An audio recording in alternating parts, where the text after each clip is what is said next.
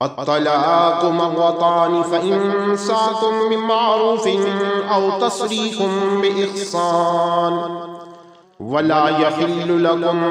أن تأخذوا مما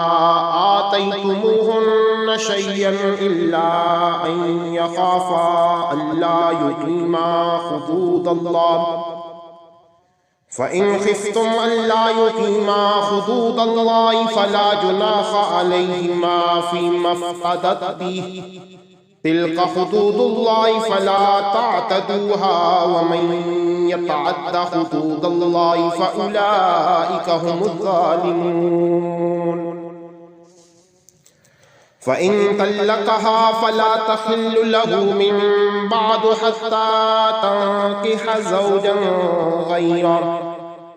فإن طلقها فلا جناح عليهما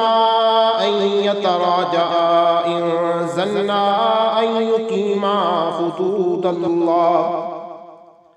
وتلك حدود الله يبينها لقوم يعلمون وإذا طلقتم النساء فبلغن أجلهن فأمسكوهن بمعروف أو سرحوهن بمعروف ولا تمسكوهن ضرارا لتعتدوا ومن يفعل ذلك فقد ظلم نفسه ولا تتخذوا آيات الله هزوا واذكروا نعمة الله عليكم وما أنزل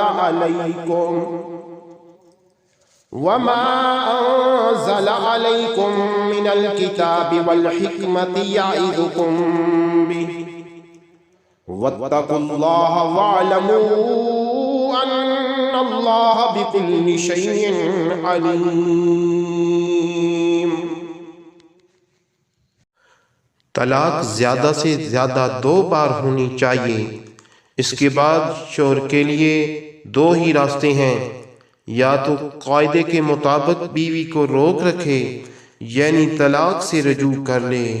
یا خوش اسلوبی سے چھوڑ دے یعنی رجوع کے بغیر عدت گزر جانے دے۔ اور ہے شوہروں، تمہارے لیے حلال نہیں ہے کہ تم ان بیویوں کو جو کچھ دیا ہو وہ طلاق کے بدلے ان سے واپس لو، الا یہ کہ ان دونوں کو اس بات کا اندیشہ ہو کہ وہ نکاح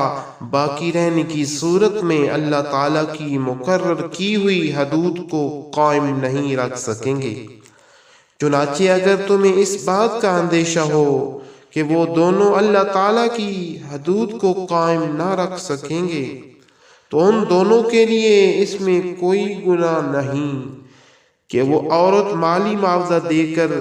علیحدگی حاصل کر لے۔ یہ اللہ تعالیٰ کی مقرر کی ہوئی حدود ہیں، لہذا ان سے تجاوز نہ کرو، اور جو لوگ اللہ تعالیٰ کی حدود سے تجاوز کرتے ہیں وہ بڑے ظالم لوگ ہیں۔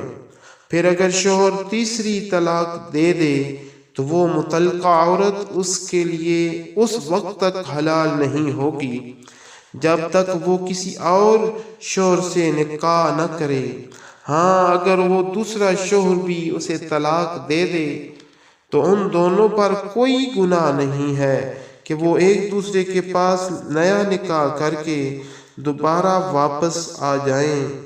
بشرطے کہ انہیں یہ غالب گمان ہو کہ وہ اب اللہ تعالیٰ کی حدود قائم رکھیں گے، اور یہ سب اللہ تعالیٰ کی حدود ہیں